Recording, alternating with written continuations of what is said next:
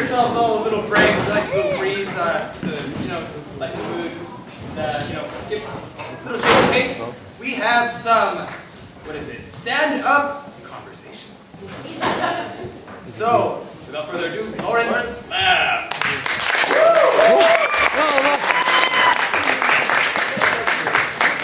My name is Lawrence Lam, and I graduated in '07. And tonight, I just want to have some intimate conversation. I want some real sit down, some real 1 on 30 time, Just talk about things that are on my mind. And one thing I've been thinking about lately are about stereotypes. And I realize there's an upside to stereotypes. There's a downside of stereotypes, racism and ignorance, obviously. And then there's the upside. There's one particular stereotype that makes me want to be an amazing driver. Amazing driver. And I think I do pretty good. I do the whole 10 o'clock and 2 o'clock, ergonomically postured. And when I signal, I give plenty of time for the person in the next lane to get ready. Because I'm crossing the line onto their lane. I'm coming into their territory, And God forbid if my signal should stop working. I know the hand signals. I'm good. I got my arm. I know left, right, stop. Oh, I mean right, stop. I know it. It's testing you guys. Right? And of course, 4Q. That's my parking spot. And when I park, I don't just square my car. I cube it. It's like perfectly in there. Because for some reason, I don't know why, but for some reason, when I make a mistake on the road, I feel like I'm making my brother, my sister, my uncle, my cousins, my dad, my mom, Asian people I don't even know look bad. Like, does that make sense? Like, what's going on here? Right? You know how when you're on the road and you make a mistake, you do the same where you look in the mirror, you're like, whoops. Yeah.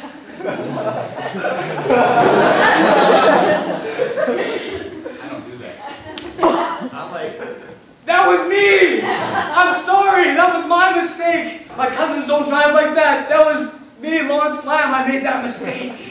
That was my fault. That was my fault, But I came a long way. If you knew where I came a long way. I want to tell you something interesting about Richmond. They have a driving school named OK Driving. Down the road, there's another driving school called Excellent Driving. So I obviously went to OK Driving. Because they're not just cheaper. Don't get me wrong, they're not just cheaper, but the instructors there are so much laid back. They're chilling, And I was super nervous. I'm all tensed up, and first lesson, I hit a tree. Who does that? I did that. And I look over to my instructor, and he's just like, Lawrence.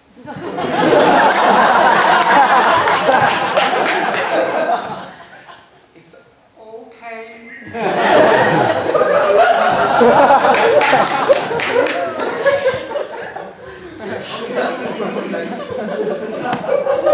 Good. So that's where I came from, right? And I've improved so much since then.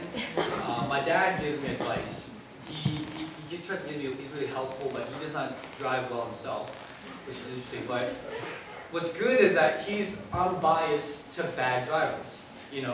One time we saw an accident.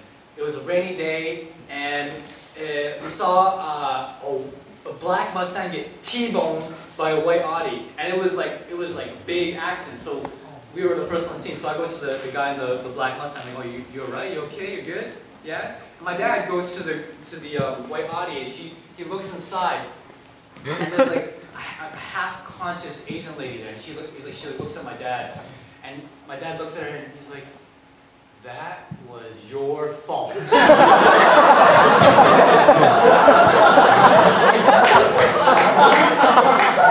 caused an accident. Comes over to the guy. I told her that was absolutely her fault. Are you okay, man? You got T-boned. That was her fault. And my dad's a pretty interesting character. Like, he grew up in the Taiwan hippie rock and roll rebellion age, and he's an interesting guy. You know, he's got long hair, used to have a tie-dye T-shirt. He told me this one story one time where he's a DJ at a radio shop, right? Or he's DJ, radio DJ. And back then, rock and roll was like the devil's music, you know. And he's like, Lawrence, they tell us we can only play 1 hour of rock and roll, but I'll play 2. My hero. Yeah. And he has this rule. He tells me this rule: if you're gonna do it, you gotta do it right. If you're gonna do it right. Say it with me. If you're gonna do it right. Okay. So one time, me and my friend, we were in my room and we smoked a little weed. And my dad caught me. What?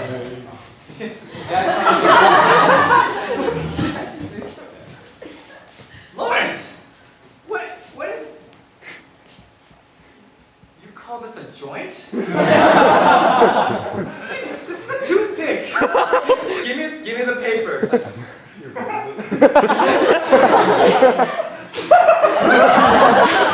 See that? Lawrence, I need you to pay attention and focus. Listen and learn. You see, that's how you make it. That's how you pay attention. See that? That's how you make it. Okay. So that's my dad in a bottle. You know what he's like. And my mom, she has sayings as well. She has an interesting saying. We were talking about investing, and I was like, I want to invest in stocks. I got money. I'll put my money in this stock. It's great. I'm gonna make some money. My mom's like, Lawrence, don't put all your eggs in one blanket.